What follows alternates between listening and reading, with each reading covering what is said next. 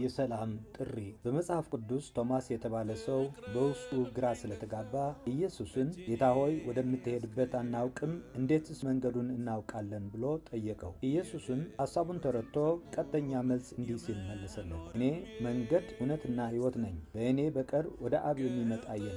ዮሐንስ 14:5-6 ብሎ ግራ ካጋባው ሁኔታ ውስጥ መውጣት የሚችልበት የሕይወት አቅጣጫ ሲያሳየው እንመለከታለን። ዛሬም ሰው ሁሉ ተመሳሳይ ጥያቄ ይኖረዋል። ሰው ሰላም፣ እረፍትና ፍሬያማ ሕይወት ይፈልጋል። እውነተኛ ፍላጎትም ነው። ይህንን ለማግኘት እውነተኛ ከሆነው ጌታ ጋር መጠጋት ያስፈልጋል። ኢየሱስ በሕይወታችን ሲኖር ለጥያቄያችን መልስና እረፍት ይሰጠናል። ነፍሳችን ማረፍ የምትችለው በኢየሱስ ብቻ ነው። ጌታ እንዲህ ይላል፣ እናንተ ሸክም የከበዳችሁና የደከማችሁ ሁሉ ወደ እኔ ኑ፣ እኔም እረፍት እሰጣችኋለሁ። ቀንበሬ ተሸከሙ፣ ከእኔም ተማሩ፣ እኔ በልቤ የዋህና ትሑት ነኝና ለነፍሳችሁ እረፍት ታገኛላችሁ። ማቴዎስ 11:28-29 የእግዚአብሔር የማዳን ጥሪው ሁሌም እንዳለ ነው። ለዚህም እኛ ምስክር ስንሆን በእግዚአብሔር ፍቅር ከእኛ ጋር ኅብረት እንድታደርጉ በትህትናና በፍቅር የሰላም ጥሪያችንን እናቀርባለን። ጌታ ሆይ ሰው ሁሉ እውነትን ወደ ማወቅ እንዲመጣ እንጸልያለን። አሜን። Call for peace. In the Bible, a man named Thomas was confused and asked Jesus, Lord, we do not know where you are going, and how can we know the way?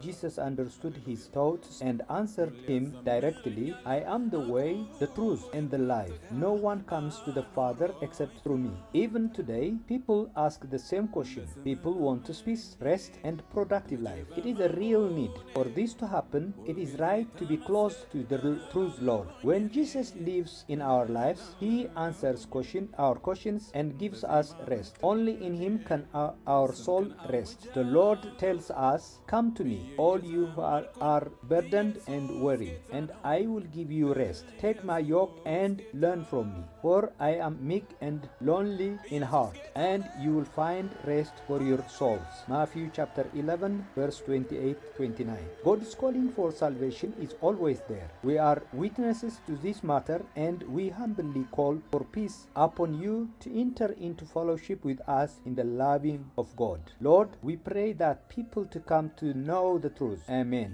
ናይ ሰላም ጻውዒት ኣብ መጽሓፍ ቅዱስ ቶማስ ዝስሙ ሰብኣይ ተደናጊሩን ኢየሱስ ጎይታይ ናበይ ከም ትኸይድ ኣይንፈልጥን ኢና ከመይ ጌርና መገዲ ክንፈልጥ ንኽእል ኢሉ ሓተቶ። ኢየሱስ ንሓሳባቱ ተረዲኡ ብቐጥታ ከም ዝስዕብ መለሰሉ፣ ኣነ መንገድን ሓቅን ሕይወትን እየ፣ ብኣይ እንተዘይኮይኑ ናብ ኣቦ ዝመጽእ የለን በሎ። ዮሐንስ 14:5-6 ሎሚ እውን ኩሉ ሰብ ተመሳሳሊ ሕቶ ኣለዎ። ሰላም፣ ረፍቲ፣ ፍረ ዘለዎ ሕይወት ይደሊ እዩ። ናይ ሓቂ ድሌት እውን እዩ። እዙይ ንምርካብ ሓቂ ዝኾነ ኢየሱስ ኣብ ሕይወትና ክነብር ከሎ ንሕቶታትና መልሲ ንረክብ እሞ ንዓርፍ እውን። ነብስና ብኡ ጥራሕ እያ ክትዓርፍ እትኽእል። ጎይታ ብቃሉ ከምዚ ይብል፣ ኣቱም ኩልኹም ጾር ዝኾነኩም ዝኸበደኩምን ናባይ ንዑ፣ ኣነ ከዕርፈኩም እየ። ኣነ ትሑት እየ እሞ ኣርዑተይ ውሰዱ፣ ካባይ እውን ተምሃሩ፣ ነብስኹም ከዓ ዕረፍቲ ክትረኽቡ ኢኹም። ማቴዎስ ምዕራፍ 11:28-29 ናይ ኣምላኽ ናይ ድሕንነት ጻውዒት ኩሉ ሰብ ኣሎ።